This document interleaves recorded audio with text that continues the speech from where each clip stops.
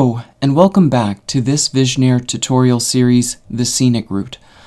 Up to this point in our game, we have a scene with a functioning way system, but notice something. When I'm moving the character around, he walks over top of certain objects that he shouldn't be, like this stove and this sign. Really, he should be passing behind them. So in this tutorial, we'll learn how to do that. Inside our scene, we have only one scene object at the moment, and that's the position that the player character starts at. Let's add a new one. I'm going to call this obj_sign. Now, I'm prefixing these scene objects with a 3-character prefix, and that's to help distinguish what those scene objects are used for. So POS_start is a position object. It's a scene object that acts as a position for the character. Object sign, obj sign, is to indicate that it is an actual object within the room. I have several other prefixes that I'll be using. You can use mine, you can use your own, but decide on a naming convention so that you're consistent throughout all your scenes, and these naming conventions will help you down the road to know what the objects represent just at a quick glance, and you'll be much more productive. Okay, so this sign, let's select it. Now, there's a few things that we want to do. The first thing is we want to load the image for the sign. Now, there's an image tab here, and if we use the browse button, we can go find the image for the sign.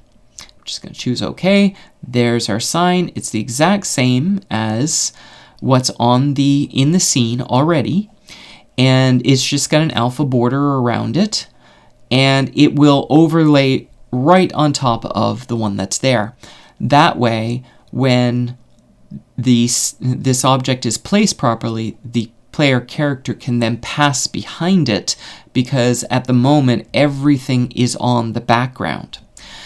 Now, when placing objects within the scene, if you have to line things up, in this case I have to line this up exactly over the top of this sign here, it's best to do it with a zoom level of 100%. So I'm going to hit the magnifying glass with the X in it, and that reverts it to 100%. I'm going to drag this sign down by, first of all, I'm going to click on the Place Images and Animations button, and then I can drag that sign down. And I'm going to scroll down some so that I get it all the way down there.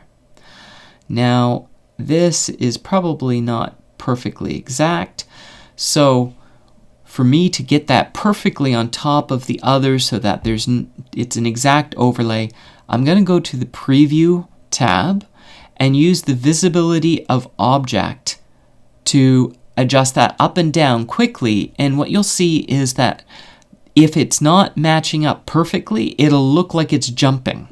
So I'm just going to move that so you can see it jumps to the side. It doesn't look like it's jumping up and down, so in this case I think I've only got to adjust it in the X value. So down here in the bottom left hand corner is position X and Y under the Preview tab as well. So if I reduce my X value by 2, let's see, there, that did it. When I'm moving the Visibility tab, it doesn't look like it changes at all, so that means that I've matched it up perfectly with the background image.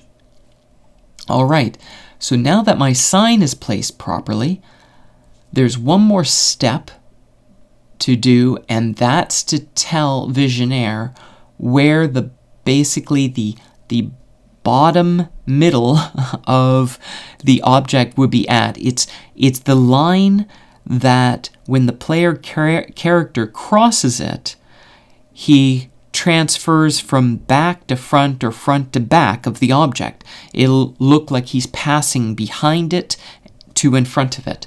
So let's go to the Properties tab, and that's called the Object Center. If you click on that button, it'll bring you up another screen. In this case, for my sign, where it's positioned already is at 720, which is the bottom of the scene. That's the correct spot for this anyway. So I'm just going to leave it where it's at because it's at 720, which is the height of the scene. And really, that's as far down as I want it to go anyway. I don't want the character to pass in front, so that value should be perfectly fine for this. But if you have an object that's out more in the middle and you want the character to pass in front and behind, then you'd want to basically put that line, that horizontal line, at a value that it looks like the character would pass from the back to the front or front to back. Okay? You might have to play around a little bit with it, but that's perfectly fine. So let's just make sure that that works. I'll go File, Save and Run. And let's make sure that works. And we see that he passes behind my sign. Okay, so no matter how far down he gets, if I get him to walk around, because of the way borders and waypoints, he will walk out and around the sign because the way borders extend around it and the waypoints direct him to walk around the sign rather than him walking straight through it. Both of those are necessary for this effect to work properly. Okay, I'm going to quickly do the stove as well, and that will end this tutorial. So I'm just going to quickly add fast the stove. OBJ stove image, grab that, grab the stove. We'll go back up, use the place image, and we'll go down here and position our stove image. This one's a little bit easier, I think, because it's in the same, it's right in the corner, so it's not too hard. You can use the arrow keys to actually nudge the image of the object around a little bit. So if it's not quite where you want, you can do that instead of setting the value itself. So this is down just a tad bit too far. I'm going to move it up one, and there we go. That's set.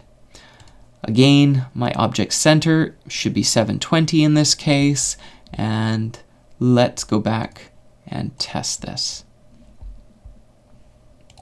Can he walk behind? Yes, he can. So there we go. That's how you make your character walk behind objects within your scene.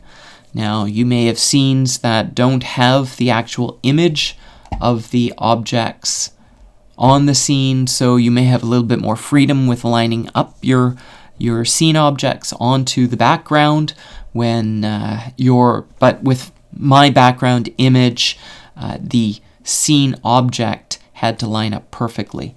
And I find that's a great way to make sure that the scene objects blend perfectly with the background as well, is to make sure that both the scene object is in the background as well as the scene object, the actual image of it. Okay, so I hope that was helpful. This is the end of this tutorial. Hopefully I'll see you in the next.